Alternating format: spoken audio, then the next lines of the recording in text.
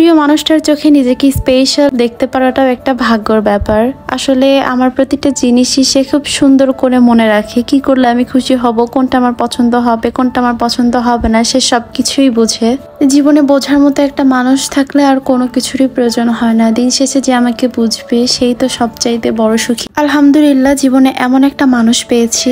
এই বছরটাতে আমার এত কোনো প্ল্যান ছিল না বা কোনো ইচ্ছাও ছিল না যে আমার জন্মদিনটা আমি কোনোভাবে সেলিব্রেশন করি। এদিকে আমার জামাই, সে তো কখনো মিস হতে দেবে না আমি জানি। তো আমি তাকে নিষেধ করা সত্ত্বেও সে এই ছোটখাটো এই অ্যারেঞ্জ গুলো করেছিল। সে সারাদিন বাইরে ছিল, রাতে এসে আমার ভাইকে সাথে করে নিয়ে তারা দুজন মিলে এই কাজগুলো করতেছিল আর আমাকে বলতেছিল জাস্ট সিম্পলি একটু রেডি হয়ে আসো। এই যে বোঝার মতো একটা মানুষ, দিন শেষে এটাই অনেক বড় একটা পাওয়া। কারণ সবকিছু মিলায় আমার মন মানসিকতা খুব বেশি খারাপ ছিল।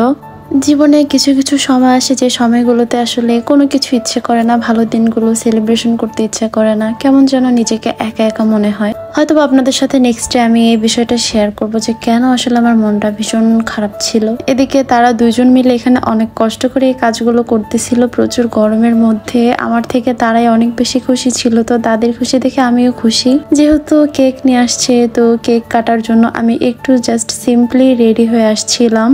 আমাকে দেখতে কেমন লাগতেছিল সবাই একটু কমেন্টে জানিও।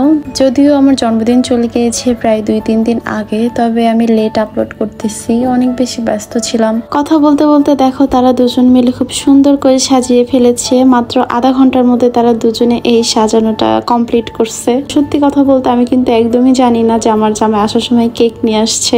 আর আমি আগে দেখিও নাই যে কেকটা দেখতে কেমন ছিল, এই ভিডিওতেই প্রথম দেখলাম। সত্যি কথা বলতে কেকটা দেখতে অসম্ভব রকমের সুন্দর ছিল, আমার কাছে অনেক বেশি ভালো লাগছে। আর দেখো এই প্রজাপতিটা থাকার কারণে আরো অনেক বেশি সুন্দর লাগতেছিল। অনেক অনেক বেশি ধন্যবাদ আমার জামাইকে, কারণ সে সবসময় প্রতিবারই আমার জন্মদিনটাকে স্পেশাল করে। তবে এবার যদিও তেমন কিছু একটা করা হয় নাই, সাদামাটা ভাবে সবকিছু হয়েছে। জন্মদিনের দিনটা আসলে ছোটবেলা থেকে আমি অনেক বেশি খুশি থাকতাম, কারণ জন্মদিন আসলেই আম্মু অনেক কিছু করতো আমার জন্য। আমার পছন্দের খাবার রান্না করতো, আমার কোন জিনিস ভালো লাগতো সেই জিনিসটা আমার কাছে নিয়ে এসে দিত। তো প্রত্যেক বছর জন্মদিন আসলে আমি অনেক বেশি এক্সাইটেড থাকি। বিয়ের পর থেকে আমার জামাইকে গিফট দেবে সেটা নিয়ে অনেক বেশি এক্সাইটেড থাকি। তবে এই বছরটা কেন জানি আমার মধ্যে কোনো এক্সাইটমেন্টই ছিল না।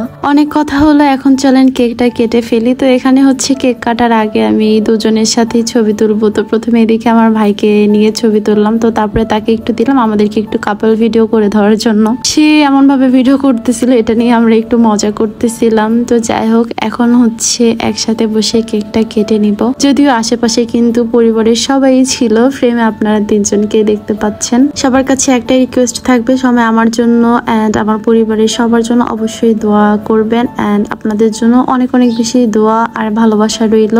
আর আমার জামাইকে অনেক অনেক বেশি থ্যাংক ইউ তাকে, কারণ সে আমি না করে সত্ত্বেও এত কিছু করেছে। তো যাই হোক, দামি গিফট বা দামি কোনো কিছু দিলে যে সবসময় স্পেশাল হবে বিষয়টা এমন না। সে যে এতটুকু করেছে এতে আমি অনেক অনেক অনেক অনেক বেশি খুশি। কারণ আমরা এখন যেই পরিস্থিতির মধ্যে দিয়ে যাচ্ছি, এই সময়টাতে সে এত কিছু করাও কিন্তু অনেক বেশি কঠিন হয়ে পড়ছে, তবুও সে আমার জন্য এত কিছু করছে। তো তার জন্য অনেক অনেক বেশি থ্যাংক ইউ। আজকের মতো এখানেই শেষ করছি। সবাই ভালো থেকো, আল্লাহ হাফেজ।